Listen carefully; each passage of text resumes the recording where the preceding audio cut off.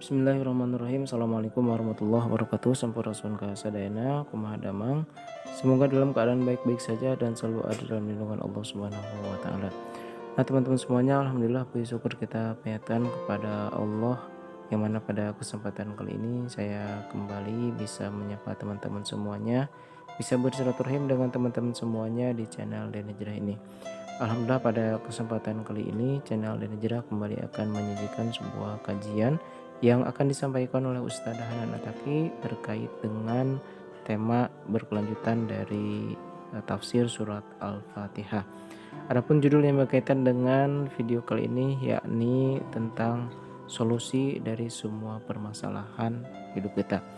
Nah, teman-teman semuanya, tidak ada satu orang pun di dunia ini yang tidak diberikan oleh Allah permasalahan dalam hidupnya. Karena pada hakikatnya ketika kita menjalankan sebuah kehidupan, disitulah kita sebenarnya sedang menghadapi satu permasalahan. Karena permasalahan-permasalahan yang diberikan oleh Allah Subhanahu wa taala kepada kita itu merupakan satu jalan dari Allah Subhanahu wa taala agar kita bisa meningkatkan derajat keimanan kita di hadapan Allah Subhanahu wa taala. Nah, untuk itu bagaimana penjelasan dari Ustadz Hanan Ataki terkait dengan solusi dari berbagai masalah hidup kita? Mari kita simak. Barakallahu fikum. Teman-teman yang dirahmati Allah Subhanahu wa taala. Allah tuh baik banget sama kita. Allah tuh serius banget pengen memberi kita petunjuk. Allah tuh serius banget pengen membimbing kita dalam menjalani hidup. Allah tuh serius banget pengen nolong kita. Allah tuh serius banget pengen membawa kita keluar dari masalah. Saking seriusnya Allah menjelaskan petunjuk agar kita gak salah, agar kita bisa keluar dari masalah kita, agar kita bisa survive. Allah menjelaskan petunjuknya itu gak cukup dengan Alkitab, Al-Quran, tapi Allah perjelas lagi, selain Al-Quran, selain Alkitab, petunjuk itu bisa kita pelajari dari teladan orang-orang yang Allah ridhoi. Jadi kalau kita pengen dapat petunjuk yang lebih praktis, kalau ini kan penjelasan teorinya. Teori yang mana yang halal, mana yang haram, mana yang baik, mana yang buruk, mana yang lurus, mana yang bengkok. Teorinya ada di sini. Tetapi kalau kita pengen lihat contohnya, praktisnya, teladannya, uswah dan qudwahnya, maka Allah katakan Siratal ladzina an'amta alaihim, jalan orang-orang yang Allah beri petunjuk. Udah ada contohnya. Kita tinggal niru aja. Kita tinggal belajar dari mereka. Kita tinggal meneladani mereka. Kita tinggal memiripkan diri kita dengan mereka. Kita tinggal mengcopy pas kebaikan mereka. Itulah jalan yang lurus. Siapa mereka yang bisa kita contoh dalam menelusuri jalan yang lurus? Siapa mereka yang bisa kita contoh untuk bisa menjadikan Al-Quran sebagai petunjuk? Siapa mereka yang bisa kita contoh untuk menjadikan Al-Quran sebagai guidance kita? Gimana cara menerapkan Al-Quran dalam kehidupan kita? Gimana cara menerapkan Al-Quran dalam menyelesaikan masalah kita? Siapa yang bisa kita contoh? Allah ngasih contoh. Siratal ladzina an'amta alaihim.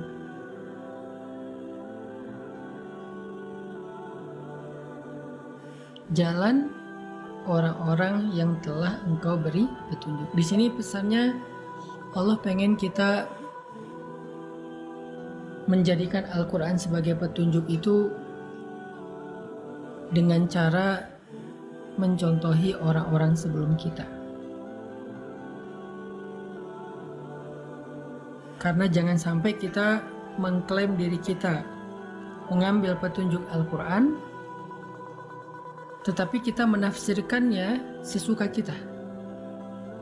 Menafsirkan Al-Quran sesuka kita. Ada ayat yang kita berkenan, kita ambil. Ada ayat yang kita nggak berkenan, kita tafsirkan sampai sesuai dengan keinginan kita. Sehingga supaya kita terhindar dari salah tafsir, Allah Subhanahu wa Ta'ala memperjelas lagi jalan yang lurus itu kayak gimana. Pertama Allah katakan jalan yang lurus itu adalah ini sebagai panduan.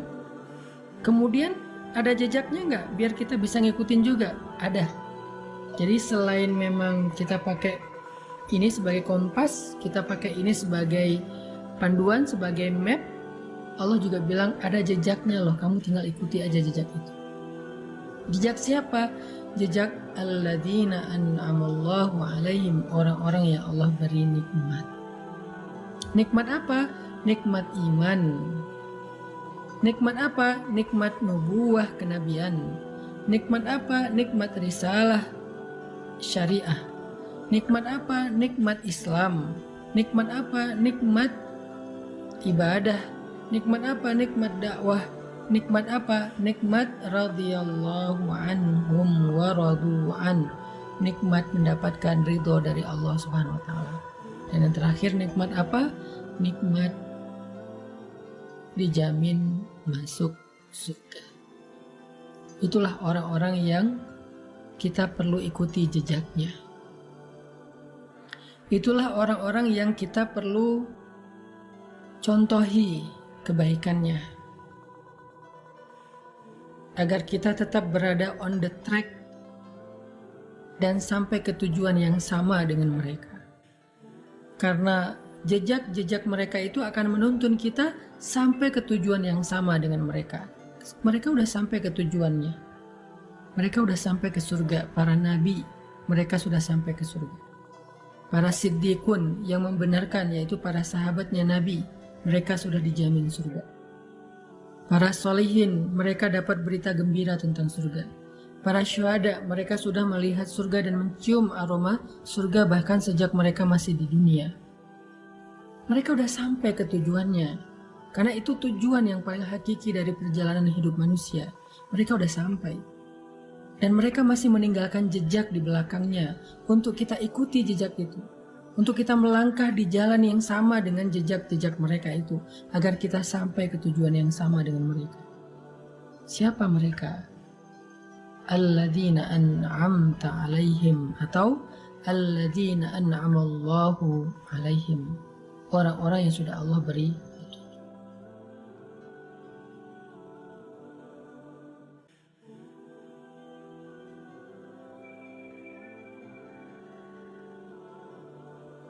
Lebih simpelnya gini.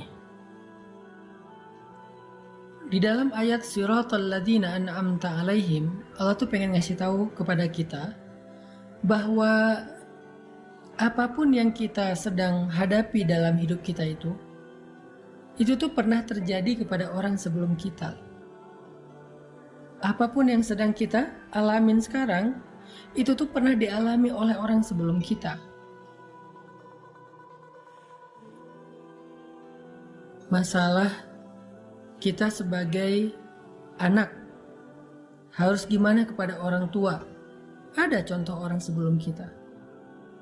Gimana seorang anak diusir oleh orang tuanya gara-gara dia beriman kepada Allah. Siapa dia? Ibrahim alaihissalam. Gimana sikap Ibrahim kepada ayahnya? Masalah orang tua kepada anak. Orang tuanya beriman, anaknya durhaka, anaknya kufur, anaknya ingkar. Siapa orang tua yang menghadapi ujian anak yang ingkar dan tidak beriman? Nuh alaihissalam. Ya bunayyar kam ma'ana. 950 tahun Nabi Nuh berdakwah termasuk kepada keluarganya. Tapi anaknya menolak dakwah ayahnya sendiri. Padahal ayahnya ini seorang laki-laki yang solih, laki-laki yang sabar, laki-laki yang taat, laki-laki yang baik akhlaknya, laki-laki yang penyayang kepada keluarga. Tapi anaknya tetap aja nggak suka kepada ayahnya, tetap aja membantah ayahnya. Sampai anaknya menuduh ayahnya ini orang gila, buat kapal di tengah gunung yang nggak ada airnya. Dia merasa bahwa nyesal punya ayah seperti Nuh. Tapi Nuh nggak pernah benci sama anaknya. Sampai ketika terjadi banjir besar, Nuh sudah berada di dalam kapal dan anaknya lari mencari tempat yang lebih tinggi. Dan dia hampir tidak menemukan lagi tempat yang lebih tinggi sehingga dia hampir tenggelam. Nuh masih berharap anaknya mau ikut kepadanya dengan mengatakan, "Ya bunayya." Panggilan yang sangat lembut dari ayah yang didurhakai oleh anaknya puluhan bahkan ratusan tahun. Anaknya durhaka kepada ayahnya ratusan tahun, mengatakan ayah saya itu gila, ayah saya itu sinting, ayah saya itu stres, ayah saya itu depresi, ayah saya itu orang bodoh, ayah saya itu dan segala macam. Membentak ayahnya, marah kepada ayahnya, buruk akhlak kepada ayahnya beratus tahun. Tapi ketika anaknya hampir tenggelam, kasih sayang ayahnya ini belum hilang. Masih memanggil anaknya dengan panggilan lembut, "Ya bunayya." Dalam bahasa Arab itu artinya, "Wahai anakku tersayang." Bukan "ya waladi", bukan "wahai anakku", tapi "ya bunayya", "wahai anakku tersayang." Masih pakai kalimat tersayang. "Irkam ma'ana", naiklah bersama kami. Naiklah bersama kami ke dalam perahu, wahai anakku tersayang. Ini contoh seorang ayah teladan yang pernah diuji dengan anaknya. Ibrahim, anak yang diuji dengan ayahnya. Nuh, ayah yang diuji dengan anaknya.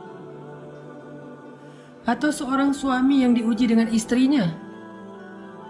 Dia menafkahi istrinya, dia membimbing istrinya, dia ngajak istrinya sholat, dia ngajak istrinya menutup aurat, dia berakhlak mulia kepada istrinya, dia menunaikan seluruh hak istrinya, wafa memenuhi hak-hak istrinya.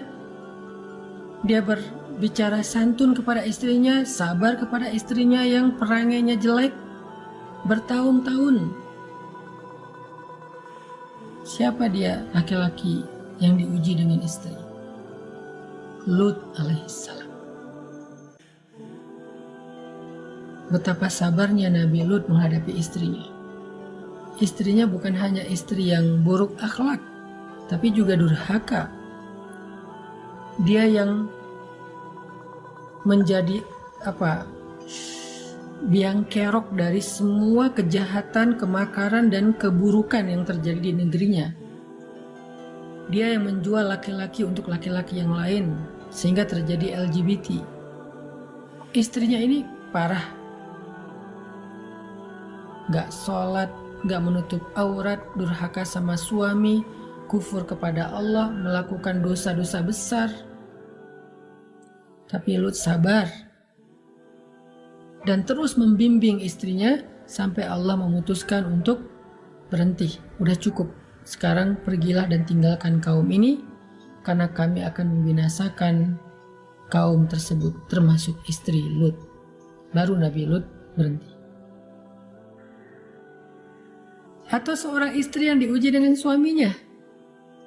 Istrinya soleha, istrinya berhijab, istrinya beriman, istrinya akhlaknya mulia, sabar terhadap kejahatan dan akhlak suaminya yang sangat buruk.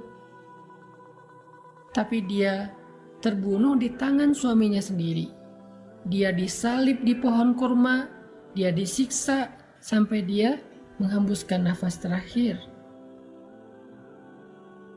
Tapi dia bersabar terhadap suaminya dan terus berharap agar suaminya bertaubat dan sadar. Siapa dia? Asiyah yang diuji dengan suami Fir'aun.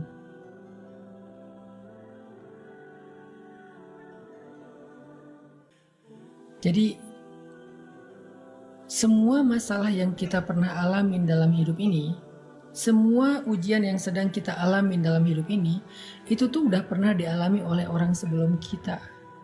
Sehingga tugas kita adalah kalau pengen dapat petunjuk, kalau pengen dapat contoh, kalau pengen dapat semacam model untuk kita tiru, kata Allah udah ada tuh. Siratal ladzina an'amta alaihim. Apa masalah kamu? Ya Allah, saya punya masalah dengan orang tua, belajar dari Ibrahim. Ya Allah, saya punya masalah dengan anak, belajar dari Nuh. Ya Allah, saya punya masalah dengan istri, belajar dari Lut. Ya Allah, saya punya masalah dengan suami, belajar dari Asiyah. Ya Allah, saya punya masalah sebagai jomblo, cowok, banyak godaan dari cewek-cewek sekitar saya di kampus, di tempat kerja, belajar dari Yusuf. Ya Allah, saya seorang jomblo perempuan, cewek, dan banyak masalah, banyak ujian dari cowok-cowok yang godain saya, belajar dari Maryam. Ya Allah, saya pengen ta'aruf tapi nggak tahu caranya, belajar dari Musa dan calon istrinya. Ya Allah, saya punya anak tapi nggak tahu cara mendidiknya, belajar dari Zakaria dan Yahya. Apa masalah kita? Ya Allah, saya hampir bercerai. Suami saya mentalak saya, talak 1, gimana cara mengislahnya? Belajar dari surat At-Tolak ketika Nabi mentalak Hafsah. Ya Allah, suami saya suka ngata-ngatain saya yang jelek-jelek, belajar dari curhatnya seorang perempuan di dalam surat Al-Mujadalah atau Al-Mujadilah, Khawlah bintu Tha'labah.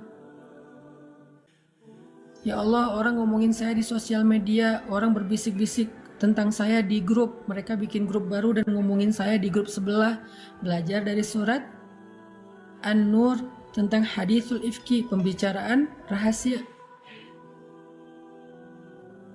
Ya Allah, istri saya suka cemburu dan menyusahkan saya sebagai suami, belajar dari surat At-Tahrim. Apa masalah kita?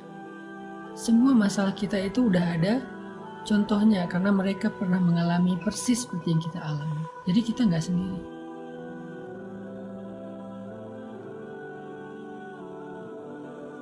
Sehingga di dalam ayat Siratal ladzina an'amta alaihim, Allah tuh pengen ngasih tahu ke kita itu belajarlah sejarah. Di dalam ayat Siratal ladzina an'amta alaihim, Allah tuh pengen ngasih tahu ke kita belajarlah sejarah. Karena nggak ada yang baru di bawah langit, nggak ada yang baru di bawah matahari, nggak ada yang baru di atas tanah. Semua yang kita alamin pernah terjadi sebelumnya.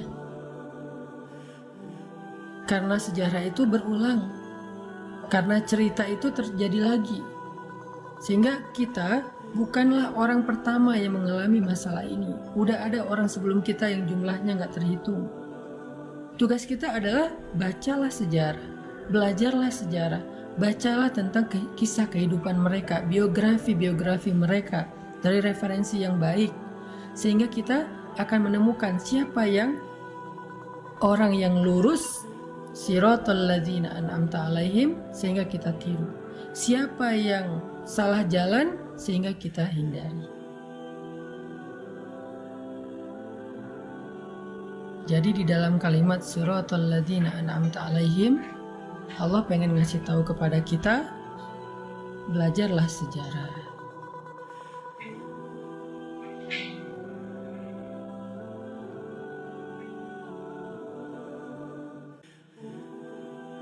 Allah pengen ngasih tahu kepada kita, belajarlah sejarah. Sehingga dengan kita membaca sejarah, kita punya guidance, kita punya model untuk kita tiru. Apapun masalah kita.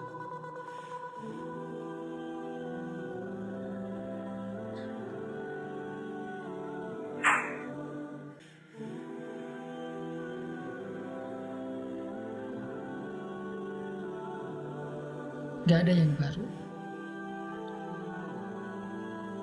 Gak ada yang baru. Semua yang kita alamin pernah dialami oleh orang sebelum kita.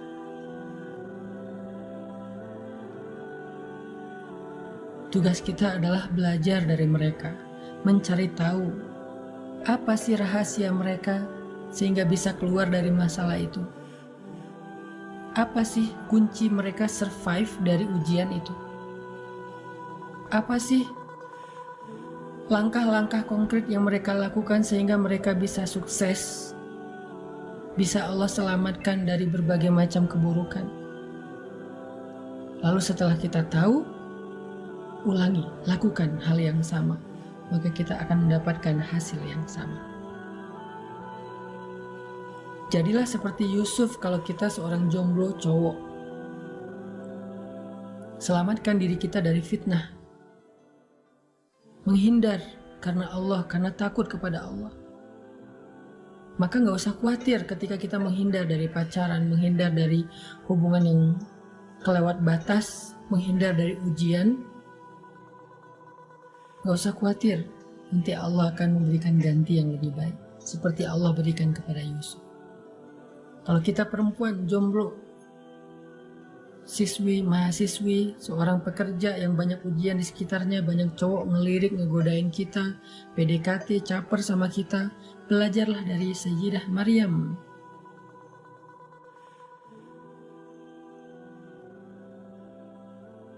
Yang mengatakan sesungguhnya aku tidak kenal laki-laki.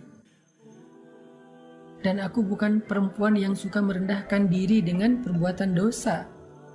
Yang membatasi dirinya, walaupun bukan berarti kita nggak boleh bergaul, tetapi intinya adalah jangan berlebihan.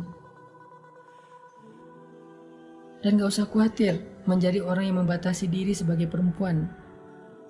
Allah akan muliakan kita seperti Allah muliakan Sayyidah Maryam, seperti Allah muliakan istri Nabi Musa, seperti Allah muliakan Sayyidah Khadijah.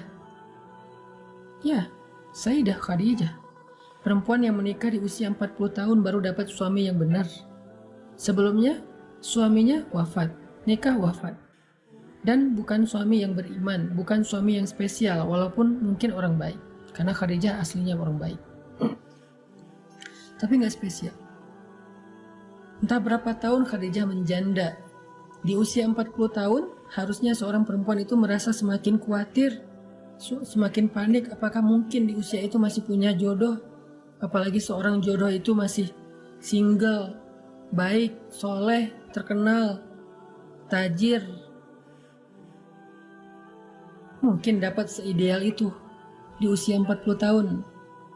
Belajar dari Sayyidah Khadijah, jangan berputus asa, jangan pesimis, perbaiki aja diri kita, nanti Allah yang akan memperbaiki calon jodoh kita.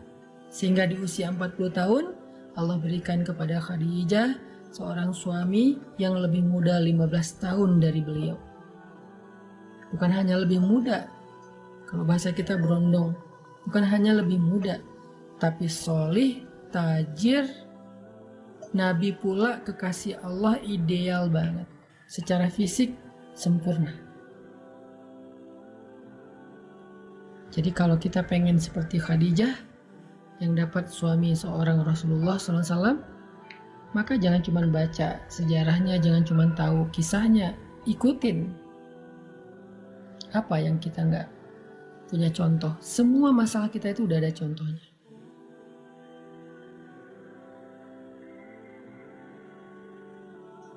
Semua udah ada contohnya.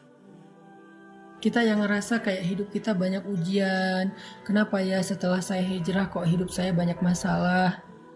Perasaan dulu sebelum hijrah kayak nggak ada masalah, sebelum hijrah kayak lempeng-lempeng aja, sebelum hijrah hidup saya happy-happy aja. Tapi kenapa setelah hijrah masalah datang silih berganti dan nggak beres-beres? Malah semakin hari semakin berat, semakin hari kayaknya masalahnya, bebannya semakin nambah. Kenapa ya? Belajar dari Bilal. Belajar dari Bilal. Sebelum Islam, Bilal itu nggak pernah disiksa. Dia budak, tapi dia diperlakukan dengan baik. Dia disuruh kerja, ngurus ternak, ngurus rumah, ngurus kandang. Memang dia bekerja kepada tuannya. Tetapi dia tidak pernah disakiti, nggak pernah disiksa, hanya disuruh kerja. Lalu setelah dia masuk Islam, dia beriman kepada Allah, dia berhijrah dari kufur kepada iman. Tiba-tiba qadarullah, dia lagi sholat, ketangkep sama tuannya. Dan tuannya ngerasa sangat malu kepada tuan-tuan yang lain, gengnya yang lain, pemuka-pemuka Quraisy yang lain, ngerasa malu karena nggak mampu menahan budaknya sendiri dari mengikuti Muhammad. Budak aja nggak bisa diatur, kan malu. Budak aja nggak bisa dihalangi, kan malu. Budak aja nggak bisa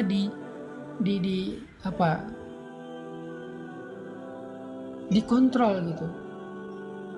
Kok bisa budaknya aja lepas kendali sehingga beriman kepada Muhammad yang beda kabilah, sehingga mengikuti ajaran Muhammad yang beda suku, sehingga Umayyah bin Khalaf merasa sangat malu dengan imannya Bilal. Dia dituduh nggak becus sebagai tuan, dia dituduh nggak bisa menguasai budaknya, dia dituduh bukan seorang leader sejati, dan berbagai macam perlakuan mempermalukan dia. Sehingga karena malu dan panik, dia langsung menyiksa Bilal, memaksa Bilal untuk murtad dari keyakinannya.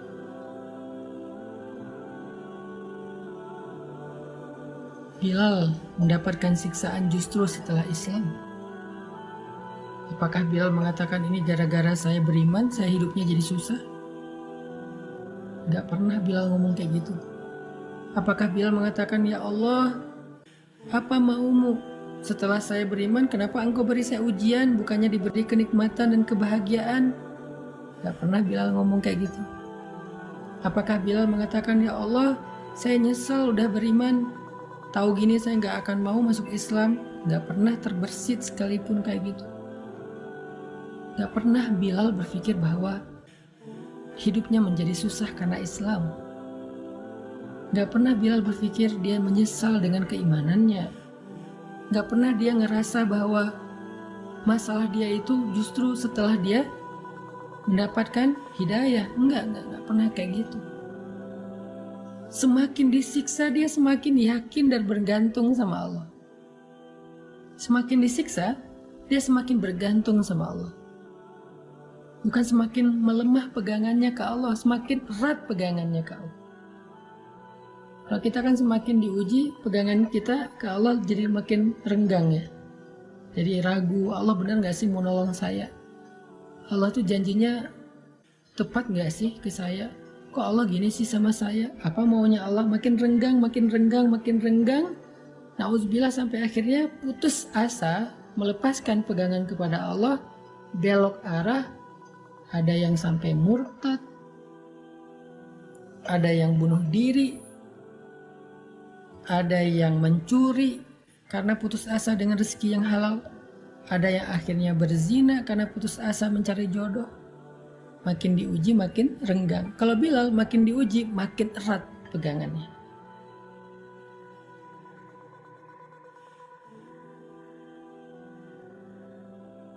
Makin diuji makin bergantung kepada Allah. Dengan kalimat apa? Ahadun ahad. Ahadun ahad.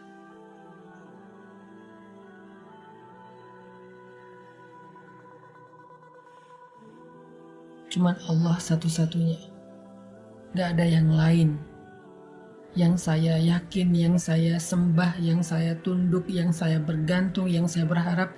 Ahadun ahad. Makin disiksa, makin ahadun ahad. Jadi buat kita yang setelah hijrah merasa banyak diuji, belajar dari Bilal. Coba ikuti, teladani sikap Bilal supaya kita mendapatkan kebaikan hasil terakhir dan yang sama dengan apa yang dialami oleh Bilal. Apa kebaikan yang didapatkan oleh Bilal di akhir cerita itu setelah dia ahadun ahad sekian lama? Apa kebaikan yang akhirnya Bilal dapatkan? Allah mengutus seorang hamba yang hatinya baik, yang Allah ridho kepada dia, mukmin paling baik di antara semua orang yang beriman setelah Rasulullah dan Khadijah. Orang yang sangat mulia kedudukannya. Allah gak ngutus orang biasa, Allah ngutus orang yang paling istimewa. Akhlaknya istimewa, imannya istimewa, kedudukannya istimewa. Allah utus dia. Kalau Allah mau, Allah bisa aja ngutus Utsman juga orang kaya. Bisa aja Allah mengutus Abdurrahman bin Auf juga orang kaya. Bisa aja Allah mengutus Sa'ad bin Abi Waqqas juga orang kaya. Banyak lagi sahabat-sahabat yang kaya. Tapi Allah pilih dari mereka semua yang paling baik akhlaknya, yang paling baik kedudukan dan kemuliaannya, yang paling baik imannya. Abu Bakar As-Siddiq. Allah gerakkan hati Abu Bakar untuk datang. Allah gerakkan hati Abu Bakar untuk menolong Bilal.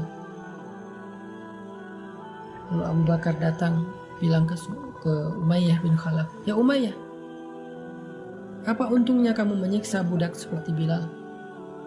Jual aja dia kepada saya, sehingga kamu bisa tenang dan mendapatkan keuntungan. Daripada kamu menghabiskan waktumu, tenagamu menyiksa orang seperti Bilal, kamu gak dapat untung dan gak tenang. Jual dia kepada saya, kamu bebas, gak perlu lagi menyiksa dia, gak perlu lagi malu karena dia, dan kamu dapat untung," kata Abu Bakar. Umayyah mikir, bener juga nih.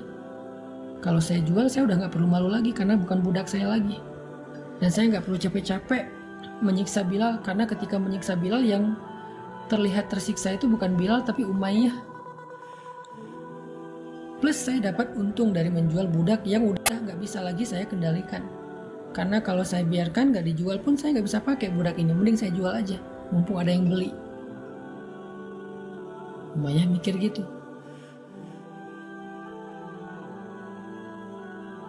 Lalu Umayyah bertanya kepada Abu Bakar, "Berapa kamu mau beli budak seperti Bilal? Berapa?" Kata Abu Bakar, "Sebutkan saja harganya." Coba. Abu Bakar nggak berpikir bahwa Bilal nih budak yang lagi nggak laku nih, murah pasti harganya, sebutin aja angka berapapun pasti dijual. Nggak. Karena Abu Bakar ingin menghargai imannya Bilal, maka Abu Bakar tidak mau menyebutkan angka. Karena iman nggak bisa dibeli. Abu Bakar tidak mau menyebutkan angka. Ini cerdas dan bijaksananya Abu Bakar. Kata Umayyah, "Berapa kamu ingin membeli Bilal?" Kata Abu Bakar, "Sebutkan harganya. Sebutkan angkanya. Seolah-olah berapapun yang kamu sebutkan akan saya beli. Saya nggak akan menyebutkan angka untuk membeli imannya Bilal."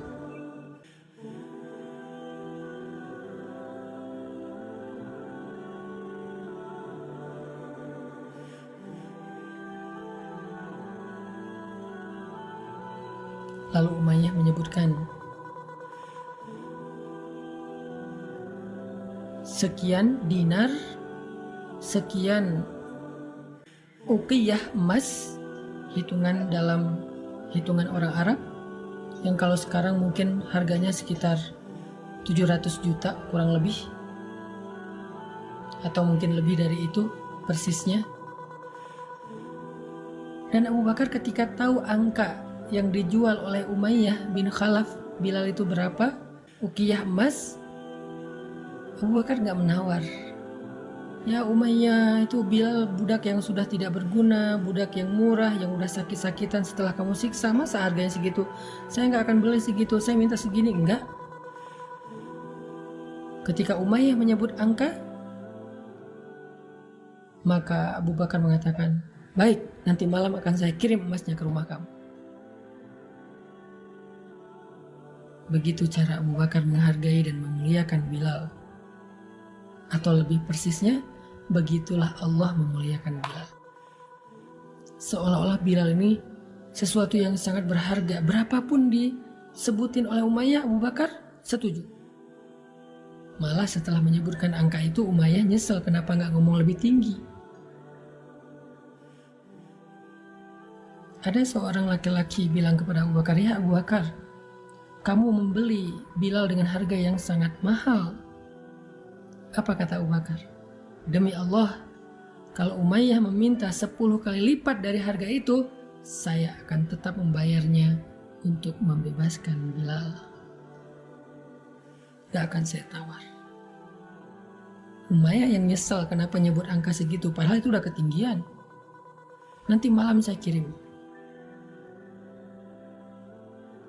Lalu setelah akad jual beli, Abu Bakar datang kepada Bilal, melepaskan ikatan Bilal, memberi minum kepada Bilal yang sedang tersiksa kesakitan, membelai rambut Bilal, memeluk Bilal untuk menenangkannya sebagai tanda bahwa dia udah punya saudara sekarang, yaitu Abu Bakar As-Siddiq. Dia dilindungi oleh Abu Bakar, dia aman, gak usah takut lagi. Kemudian membantu Bilal, memapah Bilal untuk berdiri tegak. Ketika Bilal sudah berdiri tegak, Abu Bakar mengatakan, "Ya ahla Makkah, ya ma'syara Quraisy, wahai penduduk Mekah, wahai pemuka-pemuka suku Quraisy, ketahuilah sesungguhnya Bilal adalah saudara saya di dunia dan di akhirat, bukan budak saya."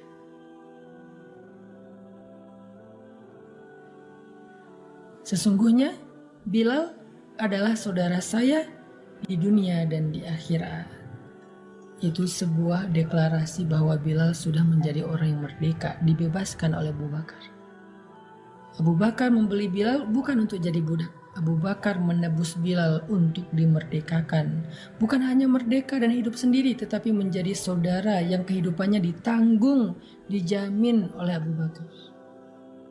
Dan Abu Bakar berharap itu menjadi persaudaraan yang kekal sampai ke surga. Itulah kesudahan yang baik. Itulah happy ending. Itulah pertolongan Allah yang tidak terduga-duga yang Allah berikan kepada Bilal setelah dia bersabar dan bergantung kepada Allah saat-saat dia diuji.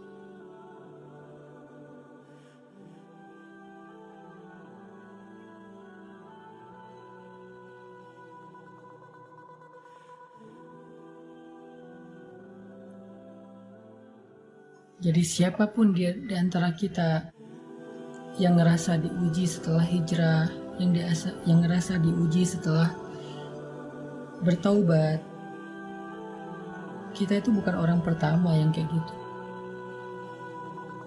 Walaqad fatanna alladhina min qablihim fala ya'lamanna Allahu alladhina shadaqu. Allah udah menguji orang sebelum kita. Salah satunya Bilal, maka belajarlah dari Bilal. Masih banyak nama-nama orang lain, sahabat-sahabat lain yang diuji juga setelah berhijrah atau setelah bertaubat ataupun masuk Islam. Termasuk nanti ada nama Mus'ab bin Umair, ada Sumayyah, ada Yasir, ada Ammar, ada Dhinnaira, ada Khabab bin Ars. Ada banyak nama-nama mulia yang mereka justru diuji setelah mereka beriman kepada Allah. Jadi kita yang ngerasa punya cerita yang sama, walaupun mungkin cerita kita receh lah, lebih ringan dibandingkan mereka, maka belajarlah dari mereka. Kalau pengen dapat hasil yang sama dengan mereka, kalau pengen dapat kebaikan yang sama dengan mereka, belajarlah dari mereka. Gak ada yang baru di bawah langit kita.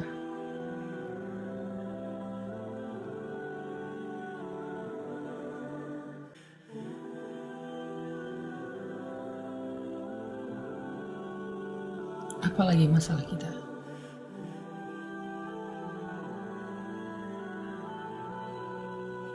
Gak bisa lepas dari riba.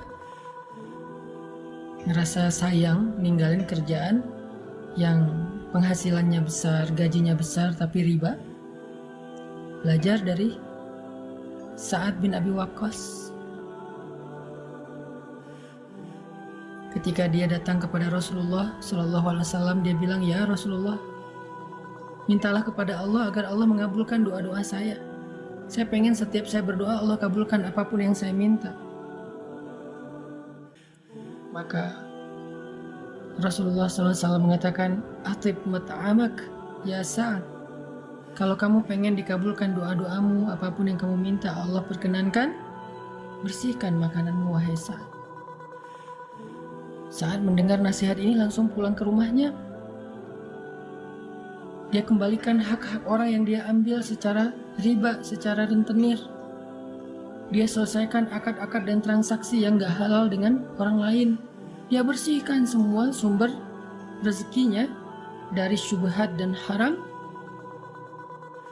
Lalu dia datang lagi kepada Rasulullah setelah beberapa hari. Dia katakan, "Ya Rasulullah, saya sudah bersihkan semua pekerjaan saya yang rentenir, yang riba, yang simpan pinjam dan seterusnya yang gak halal. Saya sudah bersihkan ya Rasulullah.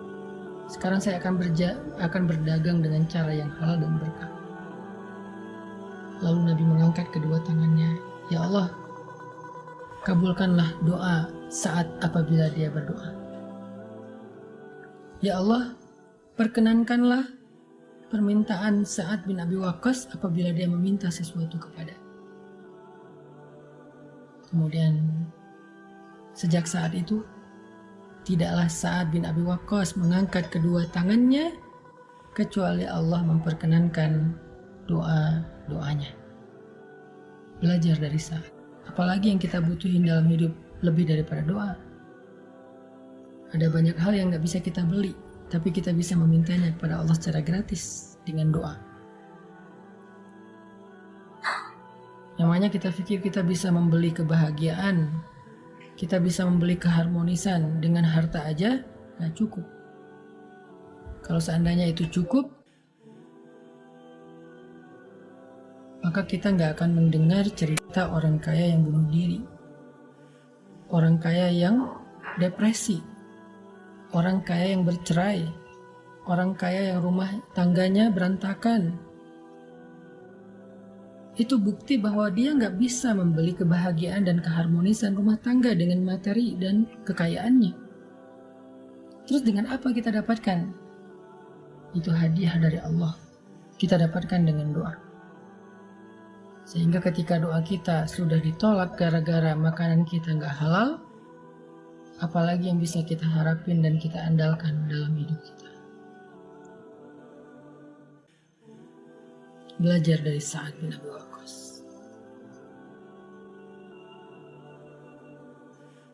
Belajar dari Umar bin Khattab. Kalau kita ngerasa dulu di masa sebelum sadar, sebelum taubat, sebelum hijrah banyak dosa. Gimana cara saya menebus dosa-dosa di masa lalu, Ustadz? Saya dulu pernah membunuh, saya dulu pernah berzina, saya pernah minum khamar, narkoba, segala macam. Gimana cara saya menebus dosa-dosa di masa lalu? Pertanyaan ini jawabannya ada dalam kehidupan Umar bin Khattab. Yang di masa jahiliyahnya dia melakukan banyak dosa. Lalu setelah dia masuk Islam, dia menebus semua dosa-dosa masa jahiliyahnya itu. Satu persatu. Kalau dulu saya pernah memusuhi Nabi, sekarang saya akan menjadi pelindung dan pembela Nabi dengan nyawa dan diri saya sendiri. Kalau dulu saya pernah menyakiti Nabi, sekarang saya akan membahagiakan Nabi, menolong Nabi. Kalau dulu saya pernah membunuh, sekarang saya akan menyelamatkan orang. Kalau dulu saya pernah bersikap zalim, sekarang saya akan membela orang yang terzalim. Dan seterusnya dan seterusnya. Dia tebus semua dosa-dosanya satu persatu untuk menunjukkan keseriusannya dalam Islam dan iman.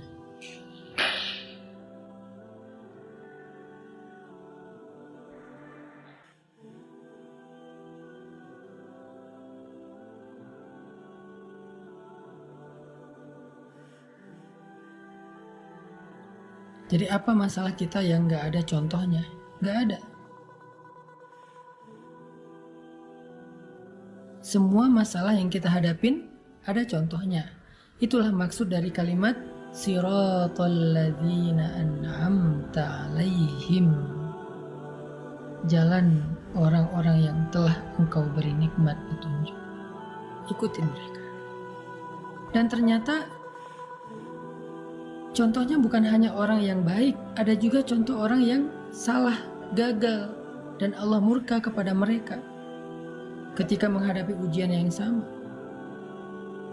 Ada contoh orang yang diberikan kekuasaannya dan dengan kekuasaan itu dia mendapatkan ridho Allah. Siapa? Sulaiman dan Zulkarnain. Ada juga orang yang mendapatkan kekuasaan tetapi kekuasaan itu membuat dia dimurkai oleh Allah. Siapa? Namrud dan Fir'aun. Ada orang yang Allah berikan harta. Dengan harta itu Allah ridho kepada dia. Siapa? Abdurrahman bin Auf dan Utsman. Ada juga dengan harta Allah murka kepada dia. Siapa? Qarun. Banyak contoh-contoh orang yang maghdub dan dhal, orang yang Allah murkai, orang yang tersesat, baik personal maupun kolosal. Personalnya siapa? Nama-nama yang tadi saya sebutkan. Kolosalnya ada bangsa Samud, ada bangsa Ad, ada Ashabul Aikah, Ashabul Ailah. Ada banyak cerita. Kita tinggal menjadikan kisah-kisah mereka sebagai pelajaran agar kita tidak seperti itu.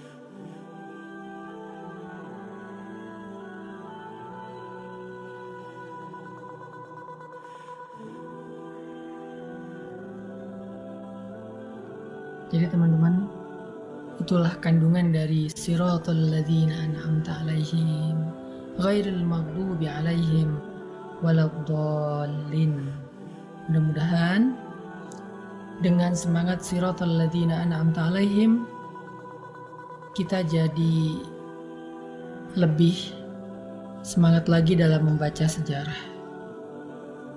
Dan sejarahnya banyak juga yang terkandung di dalam Al-Quran. Karena Al-Quran itu isinya banyak kisah-kisah. Bahkan ada surat yang full isinya kisah. Surat Yusuf isinya kisah. Surat Al-Qasas isinya kisah. Surat Maryam isinya kisah. Banyak surat-surat yang isinya kisah. Hampir semua surat-surat panjang di dalamnya ada kisah. Bahkan surat pendek pun di dalamnya ada kisah. Alam tara kaifa fa'ala rabbuka bi ashabil fil. Jangan jadi seperti Abraha yang ingin menghalang-halangi agama Allah dengan tentaranya, dengan kekuasaannya, dengan kesombongan dan arogannya. Mudah sekali buat Allah untuk menghancurkan dia. Allah kirim ababil, burung-burung kecil yang membawa batu yang panas. Jangan menjadi tetangga seperti Abu Lahab dan Ummu Jamil, hammalatul hatab, yang tugasnya, yang kerjaannya gosip. Hammalatul hatab, membawa kayu bakar. Artinya apa? Suka membicarakan keburukan, fitnah, gibah, namimah. Jangan jadi Ummu Jamil. Jangan jadi istri Abu Lahab yang di grup ngomongin orang, yang di sosmed ngomongin orang, yang ketika arisan ngomongin orang. Ikut pengajian pun bikin taklim, majelis taklim ibu-ibu, isinya lebih banyak ngomongin orang daripada tausiah. Tausiah paling sejam, ngomongin orang 1,5 jam, 2 jam, jangan. Karena udah ada contohnya yang maghdub, yang Allah murka. Siapa? Hammalatul hatab, dengan kalimat fi jidha hablum min masad. Allah ikat di lehernya tali dari api. Kok di leher? Karena leher itu dia pakai untuk ngomong. Dari sini dia saking semangatnya bicara tuh sampai seolah-olah dia urat lehernya tegang terus ngomongin orang lain. Diikat di lehernya tali dari api. Maghdub. Atau jangan seperti suaminya, tetangga yang selalu ngerecokin tetangganya. Ngerecokin Nabi setiap pagi, naruh kotoran di depan rumah Nabi. Kemana Nabi pergi dia ikutin hanya untuk ngejelek-jelekin. Dia nge-follow Nabi hanya untuk nge-hate speech. Hanya untuk jadi haters. Dia nge-follow, tetapi pengen jadi haters, bukan menjadi likers atau viewer atau followers yang baik. Sengaja follow akun dakwah untuk nge-hate akun dakwah. Sengaja follow akun ustadz untuk nge-hate akun ustadz. Sengaja follow akun orang-orang baik hanya untuk mengadu domba atau manas-manasin akun orang lain. Itu dilakukan oleh Abu Lahab dengan bentuk yang lebih konvensional, ngikutin Nabi kemana Nabi pergi. Kemana Nabi pergi dia ikut. Tapi dia bukan ngikutin Nabi seperti Abu Bakar, Umar, dan yang lainnya. Ngikutin Nabi karena pengen menghalangi Nabi dan ngejelek-jelekin Nabi di depan orang lain. Ketika Nabi mau ngomong langsung dipotong sama dia. Nabi mau berdakwah langsung dihalangi sama dia. Dia nge-follow Nabi kemana Nabi pergi. Tapi untuk menghalangi Nabi dan menjelek-jelekan Nabi. Abu Lahab banget tuh.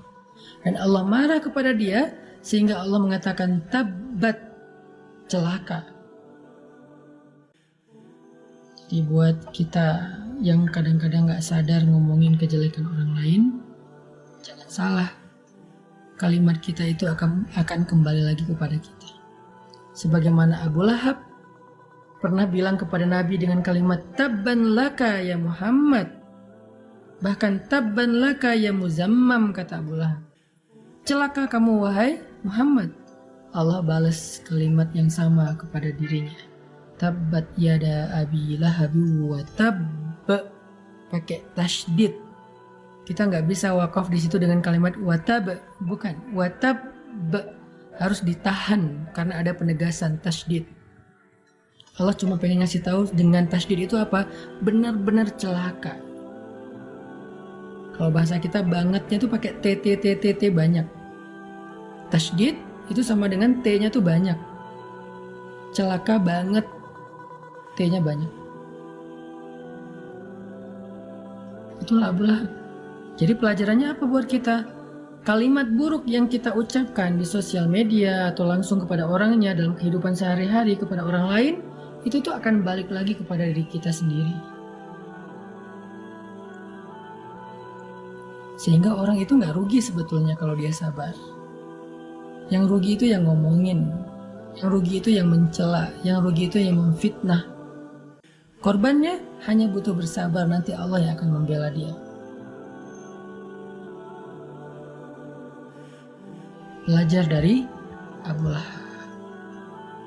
Belajar dari Ummu Jamil. Belajar dari Walid Al-Mughirah di surat Al-Mudaththir. Belajar dari Abu Jahal di surat Al-Alaq.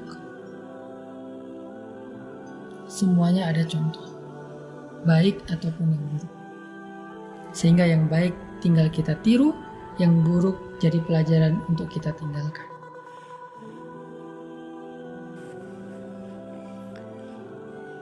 Alhamdulillah, itulah tadi pembahasan dari Ustadz Hanan Attaqi terkait dengan judul solusi dari semua permasalahan. Nah teman-teman semuanya, jika kita simpulkan bahwa ternyata Allah Subhanahu wa Ta'ala betapa sangat maha baiknya kepada hambanya, karena setiap permasalahan yang diberikan oleh Allah Subhanahu wa Ta'ala itu telah ada contohnya dari orang-orang terdahulu, baik mulai zaman para nabi, ya para tabi'in, ya, dan orang-orang sebelumnya. Allah telah kisahkan semuanya. Dan itu ketika tadi kita simak bahwa tidak ada satupun permasalahan yang memang tidak ada contohnya.